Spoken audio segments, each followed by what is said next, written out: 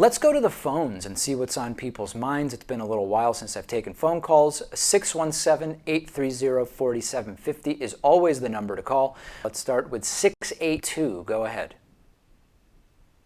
Hi, David. This is Thomas again.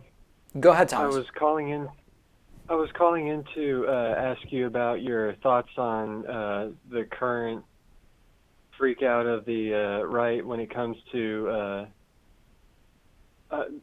what I'm trying to say is Alex Jones. He got basically banned from the internet, and anyone with a working brain just doesn't really have sympathy for him, except for people on the right who say, "Oh, that's a free speech issue." And I'm just wondering about your opinion on it. Is it really a free speech issue, given that he's done things that clearly violate free speech laws?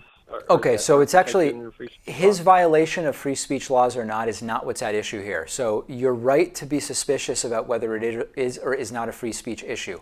It literally is not a free speech issue in the sense that the platforms he's been banned from are not regulated in a way that is similar to how government regulation would support or enforce freedom of speech. So quite literally, nothing illegal happened. Now, there are some people who are saying, yes, that may be true, but shouldn't some of these platforms, because they're so ubiquitous, be regulated as if they are government entities or pseudo-government entities? I don't think that's the answer, but if you want to do that, there's actually a legal infrastructure from dating back to the 60s that would enforce that. That's not what we have, so it's simply not a free speech issue.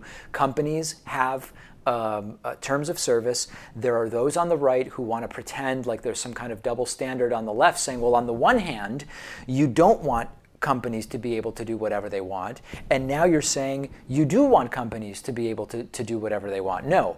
The question is, was the company doing something legal or illegal? None of these companies have done anything illegal, Thomas, and right now it simply is not an issue of free speech. Yeah, I already kind of got that due to basic understanding of the First Amendment, but like I was just wondering, given what you said about making it a public utility, I also agree with you on that. I don't really feel like that's the answer, because I mean, even the government itself, it's not really quick to respond to